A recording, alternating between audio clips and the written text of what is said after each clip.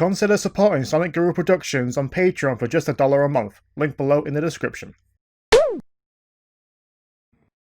remember my video I did called the top 7 worst things Sonic and Sega and Sonic Team have done? Yes. Do you remember what was number 2 or number 3? I can't remember. It's been a while.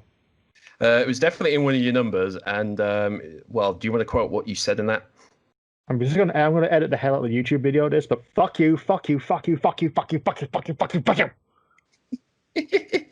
I'm talking about Ken Penders. Yeah, this for guy the third time on this freaking podcast. It's been 4 years. We're talking about Ken fucking Penders again, because the guy cannot stop shitting where he eats. Or was it eat where you shit? I don't know. No, that's dating. That's when you date a coworker. Yeah, just... Well, you know, it's shit, and whether he eats it or not, who knows? For all my new subscribers who are watching this podcast, let me give you a small rundown. Before IDW, there was the Archie comics. The Archie comics actually had the license to write, draw, and produce a series of Sonic the Hedgehog comics. That was in 1993, and they stopped about 2016, 2017. It was just before the first season of Riverdale came out, so I know that. It's also one of the reasons as well. I put a lot of money into that for the licensing to get it freaking done. Anyway. Yeah. I mean, they did have a boom as well, but that died after like a year. Yeah, I think during issue 2, just before 225, there was about 225. I can't remember. Quote me. I'll just edit in future.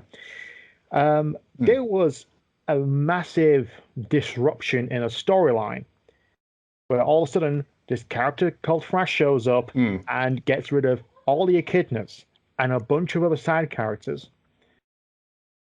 And that's a big thing. That's a big twist. Like, what's going to happen? Then this character who had no involvement in it turns up. Then all of a sudden there's something called the New Genesis wave starts up, and all the video game characters, none of the Freedom Fighters or anything like that, all get taken and collide with the Mega Man universe because the comic series going at the same time. Then they come back to the normal world, and all the characters are redesigned, and a bunch of other characters don't exist anymore, and it's kind of more of a amalgamation of this new Freedom Fighters and the video games, because immediately after that was an adaptation of Sonic Unleashed. The reason why there was a big crossover with Mega Man and all these characters getting redesigned or erased out of existence because of Ken fucking Penders. He sued Archie for the use of his characters. He created the Echidnopolis, all kinds, the Dark Egg Legion, the Destructics, the Suppression Squad, the Anti-Freedom Fighters, a bunch of really famous and well-loved characters. Ian Flynn took over as he was a head writer and artist. He left. Ian Flynn took over. Comment if I'm wrong, okay? I'm ranting on top of my head. It's all secondhand information. Ian Flynn took over and rewrote a lot of what was established in the actual canon. There was there was like thousands of Chaos Emeralds scattered across the universe. Like, Mobius was a majority of green emeralds on its planet. There was like 12 emeralds that lifted Angel Island. Yeah. Until one remained because of Dimitri. There was like all these characters got rewritten. Some made worse, some actually done better, like Enerjack or someone called Adam. And a bunch of characters got redesigned. The anti-freedom fighters like Scourge, Alicia, Miles, and Boomer, they were just anti-Sonic, anti-Sally, anti-Tails, or evil Sonic. They were given to basically use a bad version of them. Yeah, they were given slight redesigns and new names. Yeah, Miles and Alicia were basically taken from Sally's mother and Tails' real name, but whatever. That they actually were given. They were actually given personalities and actual distinct designs beyond it's just Sonic but evil. Yeah. Oh boy. So there's a new take on what these characters were and made them distinctly their own. Ken didn't like that. I'm not going to quote the Joker because I almost quoted the Joker then. He didn't like that. He didn't like the fact that his characters were still being used to sell these comics. He Yeah. claimed ownership. He wanted his fucking royalties back. So he took Archie to court. At the same time, there was also Sonic Chronicles. Mm. One of the characters and the tribe of echidnas in there, Shady Echidna and a Nocturnus, was a bit too fucking similar to his Dark Egg Legion and Julie Sue.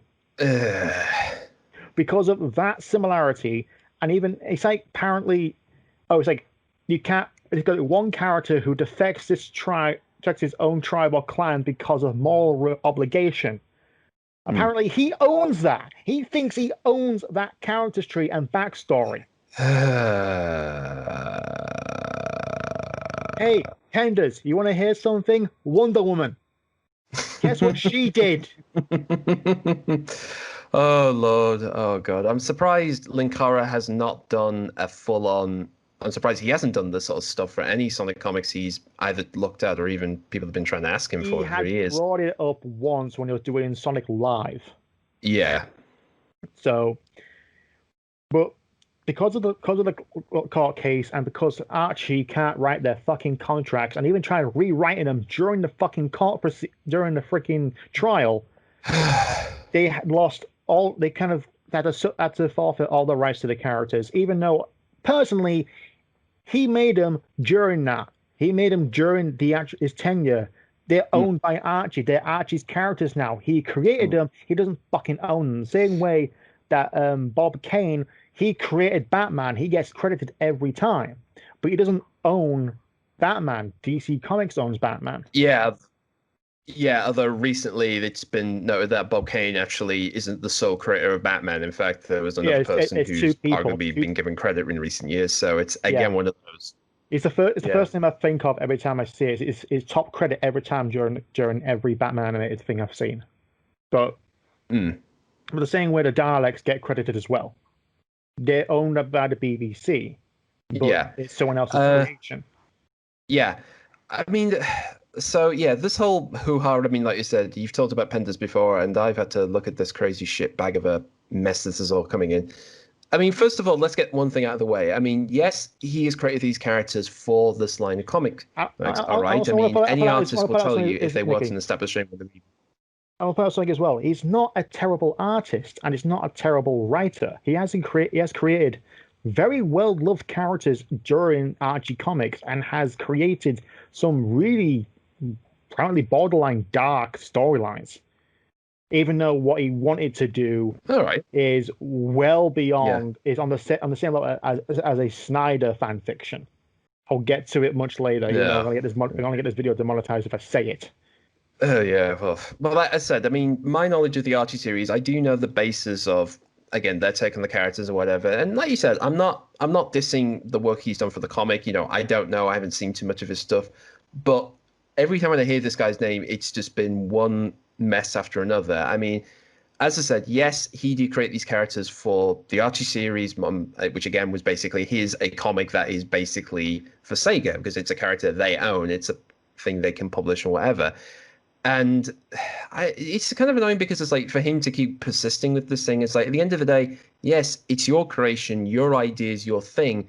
But at the end of the day, you don't own the rights to these. These are property of a subsidiary company, which again is owned by a different thing. I mean, for instance, if you think about the link chain, is Sega technically owns those characters as well. It's their property. They can choose whether or not to use them if they like. And as you said with Chronicles, I don't know whether BioWare were aware of that or not, or whether it was just pure coincidence. That does happen sometimes. You know, oftentimes, hey, that thing looks like another character or another setting, or they're wearing the same piece of outfit. And sometimes it's unconscious. Sometimes it could be a direct reference unintentionally, but yeah, I'm going to bring up two examples. Firstly, I've already talked about this several times, is that I do feel Sega nicked my idea for Sonic 4.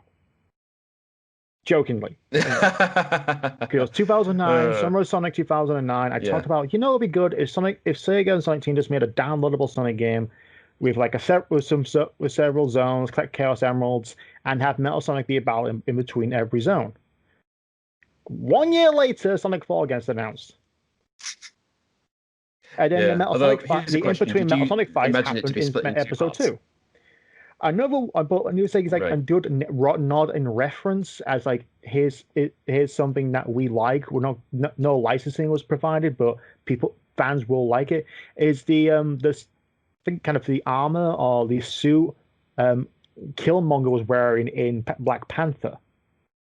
That is very Oh, right. Okay. Saiyan inspired. It looked like Vegeta's armor. Yeah. I mean, Like I said, sometimes it's Michael B. artistic Jordan is a license. big Dragon Ball fan. That's why he kind of liked it. I think all the costume designer as well. But it wasn't like a year later when people actually discovered, hey, it looks like Saiyan armor. It's like, yeah, that's kind of the intention. Again, there's artistic license, and there's often a way of, hey, if we change it enough so we don't get sued. I mean, that's the easy way around. Just like, I want to use that look, but if I change these little details and whatever, or change the color, then I'm more likely not going to end up in a court case. Yeah, But that's the this is where we are with this guy, at least. The D-pad. Nintendo patented the D-pad when they made it for the Game & Watch. If you notice that during like the third through 6 probably, like every other console, you couldn't have the cross shape, the solid cross shape. You couldn't have it. That was Nintendo's to get around the D-pad. Yeah. Like Sega did a square for the Master System, a circle for the Genesis and Saturn. PlayStation had the cross shape, but it wasn't connected. It was several little arrows pointing inwards. Every company at the time tried different ways to get around what specifically is the D-pad. And it was a solid cross. Yeah. That's all it was. Yeah. So this is kind of the same thing. But I don't want to keep interrupting you because the freaking recording is like a 5-second delay between me and you talking. Is on Twitter, and this is the reason why we're talking about Ken Penders, even though it's gone for like 10 minutes of me just talking shit about him. For 10 minutes more. Ken Penders We'll get through the whole long story to basically. Ken Penders tweeted, I'm resolving a certain topic in the Lara Sue Chronicles, which is his comic. He's made a comic. Fine. You bitched about it in court. Here's your freaking characters back. Here's your Lara Sue, Julius Sue, Dark Egg Legion, Leon Dar. You redesigned them to make them look fuck ugly, okay? Continuing the tweet. Yeah. I'm definitely establishing that Shade was Julius Sue's deep cover name while on the assignments for the Cyber Dark Colony prior to meeting Nox. Yes, she did wear the armor depicted in the Sonic Chronicles games at times. He wants to steal the character he's bitched about in Sonic Chronicles. He's trying to take Shade the Echidna. Here, another one. I can use Shade. No one else can. Same applies to Evil Sonic / Scourge and Robo Robotnik. Wow. No one else can draw his fucking characters. No one else can make a once evil defective a defected female echidna. Because it's his idea. No one else can do female echidnas who used to work for a evil clan or such. It's just his. A character he made, Julie Sue, which let's be honest, is a shit character. It's just a pink Knuckles. Well, to be fair, it's not too far off a Mary Sue.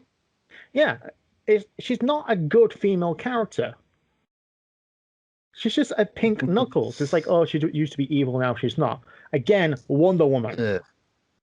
Even though evil no longer. It's like, fair enough. Defected against her clan because of morals. That's what Wonder Woman did. She left. I mean, that's one area. The freaking island, but she left to go help with World War II. Paradise you see the Island, fucking movie? That's what happened. But even now, there was another tweet as well. I replied to I replied to him saying he can use Shade, no one else can. Again, bullshit. No, you can't. She's property of Sega and BioWare. Plus, you're making a fan comic based on the Sonic IP because his characters are of fans, and he's using a fan version of Knuckles the Echidna called the Guardian, which essentially looks like the 30 years later version of Knuckles. So I would say, just don't throw stones in glass houses. The last tweet I want to bring up is I am simply staking my claim that Julie Sue and Shade were always one and the same. No further resolution for the game is necessary. So now, so what you're talking about, Shade does not own value. And again, that was prior to I can use Shade, no one else can. He feels he's in his right to take the character of Shade the Echidna, a character not created by him, made and has similar backstories to his character, again, which is not a unique trope to him. He wants to take this one character that people actually love. I like Shade the Echidna. It's unique. The actual Nocturnus clan was a breath of fresh air, especially for a Sonic game. An officially licensed Sonic game published by Sega. He has no fucking claim on that character. He has no fucking claim on Sonic Chronicles. You want to know why there's no Sonic Chronicles 2 or any build-up to that fucking cliffhanger at the end of the first game? It's because of him! Yeah. This is... Like I said before with Linkara, if you've ever seen any of his stuff, oftentimes the reasons why certain things, particularly in comics, like they often do those things where they reboot everything, as in they do this whole climactic universe colliding, reality developing, and everything gets reset because, something's got... what the fuck? There was another one, Rebirth. Crisis on Infinite Earths. Yeah, basically, the reason they do that is because, A, there's so much clutter going around in all the various continuities, but also because maybe somebody at the management isn't happy with things, so it's like, I just want to reset everything, just start again, start afresh, but we can keep certain aspects or certain characters, but we'll change them because that's how we feel at the minute. And like you said, that's kind of what happened with the Archie thing, particularly with the Mega Man crossover. It was an excuse to say, let's restart everything all over again. In fact, the Sonic Genesis comic, it was basically just a short story. Hey, let's do kind of a short version of Sonic 1 and 2's sort of narrative in sort of a small context of the universe has been wiped, and then Sonic resets it. So, that was the whole point of that comic. That was the first Genesis wave, and that way you introduced Mega Sally was meant to have that redesign after she comes back to normal. Exactly, yeah. Which some fans are actually the Sonic Online has continued that story, and there's also a comic on DeviantArt called Sonic Retold, which is following the same kind of setup. Yeah. I mean, like I said, this is something comics do a lot. The main reason to do is because, hey, we need to keep generating new content, new ideas or whatever. And, for what you told me, I mean, particularly with Ken Penders, it's like, I mean, the first thing he did was basically, hey, I got this one character who's supposedly on his own, so his race is dead. But it's like, I better, that's not interesting. I better make some new characters of long distant relatives from the past, present, future. Sorry about that. And, did that. But at this point, it's just becoming more this thing of because he's so... Really, at this point, it's sounding more like he's power mad. It's like he's so determined to get his hands on these things he made that it's kind of like you're ripping them out of the guts of what they were a part of in the first place. And the best way I could describe this, actually, the best summary is to do with James Bond, bizarrely enough. So hear me out, folks. So a long time ago, the film Thunderball was made, and Ian Fleming apparently wrote a book. He apparently came to this idea for a movie, and he did it with a producer, another person called Kevin McClory, who came up with the ideas. So they made the movie, but then Fleming then later turned that into a novel, and then he got pissed off. So then they had a court case to say that he owned that story. He helped create that idea and stuff. And apparently the rule is that, okay, you own that story now. You own this one story, Thunderball. But it also meant in that story, that means he also took stuff like Spectre, the big evil organization, and then even Blofeld, the famous James Bond villain.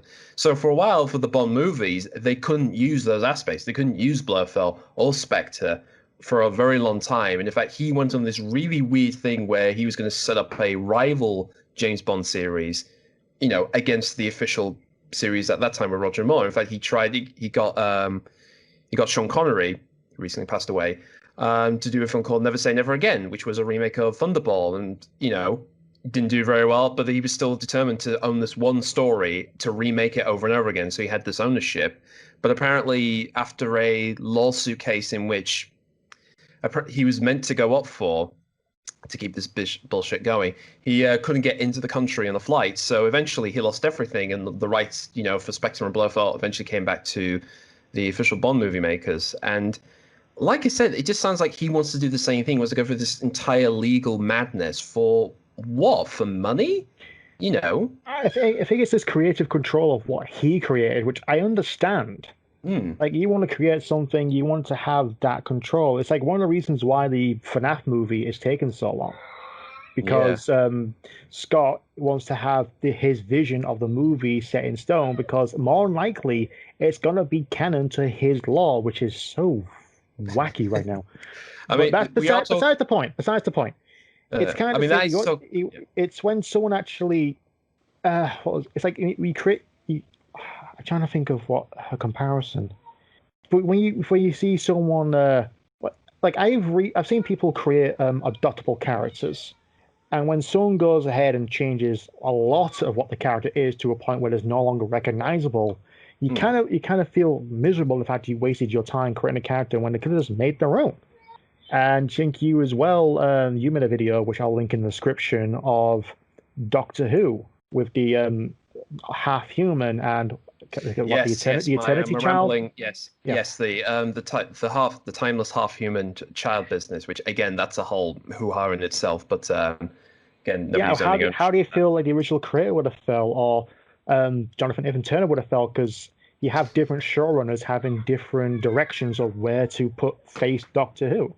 Well, that's the thing with Doctor Who, because it's a show that's constantly changing. Here's the thing about Doctor Who is like from the very moment it started off, it's basically we want a show that has a male lead, a female protagonist, maybe two teachers, a young girl, and it has to be a show set in time and space, and it has to be scientific. That's all they went with. Yeah, Everything else has it been was brought very into. educational.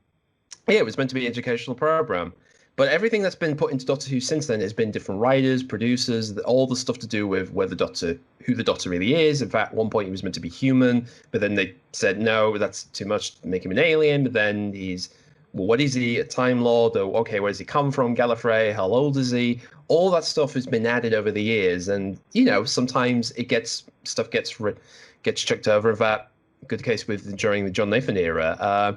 He got rid of the sonic screwdriver because he just felt that was just a get out of jail free card for a while. He got rid of that because he just didn't want the Doctor to just find a way out using that thing. But eventually it's been brought back for the subsequent series. And as of this recording, what's going to happen with Doctor Who now is up in the air. But with that concept, with Doctor Who, there's so much of it is just people chucking in ideas and see whatever sticks. Like nobody thought the Daleks were going to be a big thing. In fact, everybody thought like this was going to be just a weird idea. In fact, one rule, the person who planned Doctor Who, his one rule was, I don't want any bug-eyed monsters. So he gets a script telling him, hey, there's a bunch of these pepper pot-looking machines that talk funny and shoot the ray guns.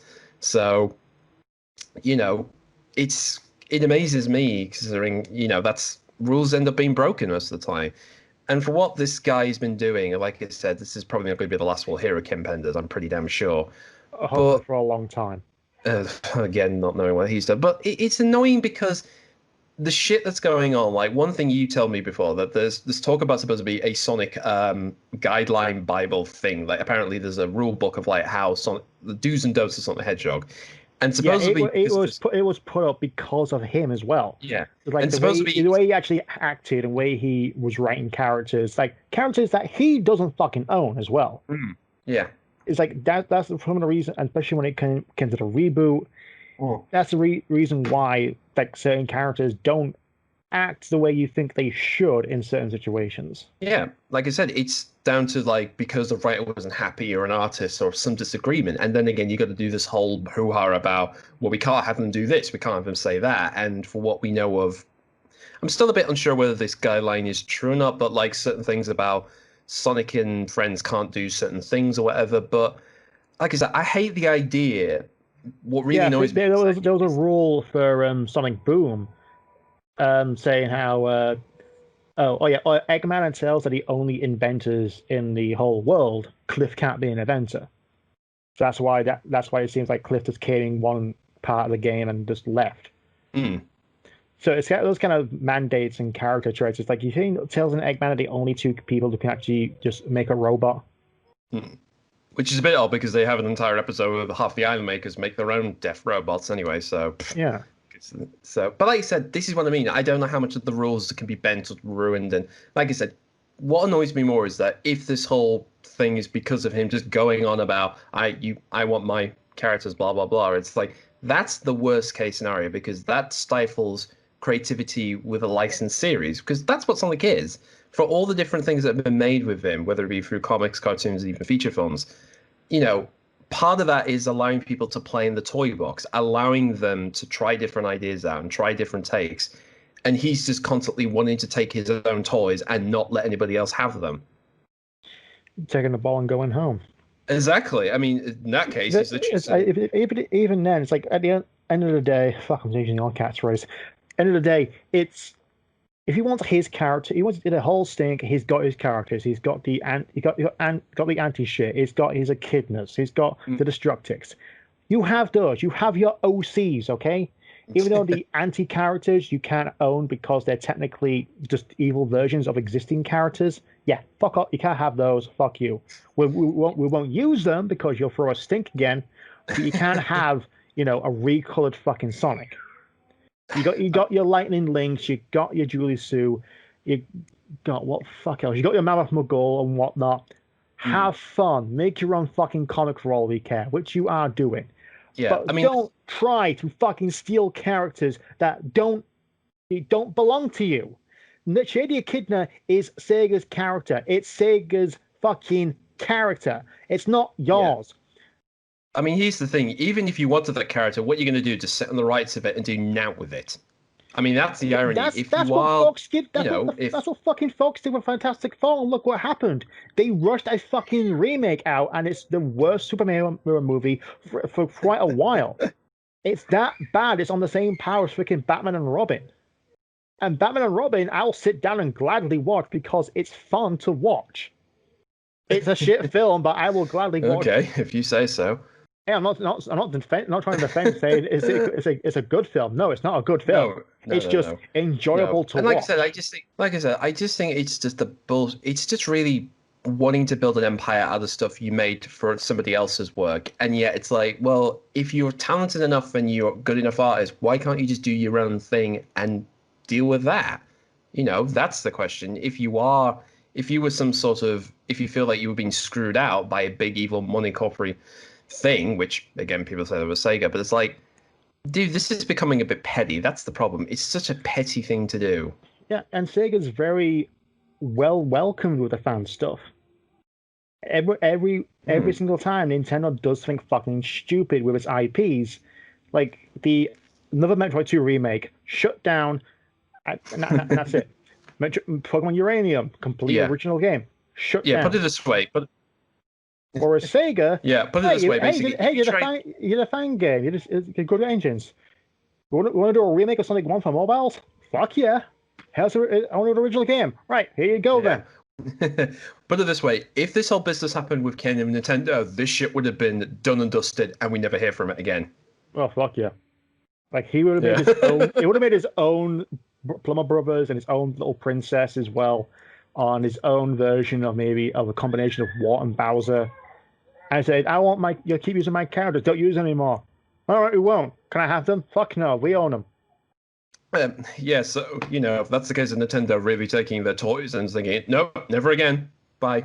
They take their toys, going home, lock it in a fucking safe. If only Sega did that with him. To cop it off, fuck you, Ken Penders. Fuck Penders, because honestly, just if you want to do your own thing, do your own fucking thing, okay? Just stop trying to drag Sega and Archie down with you, because you're gonna fucking lose. The entire community has chewed you out so many fucking times for your bullshit. You're gonna make your own comic with your own characters, fucking do so. Stop trying to grab at everything you used to own and what made you pop in the first fucking place. Because right now, you're no better than I am.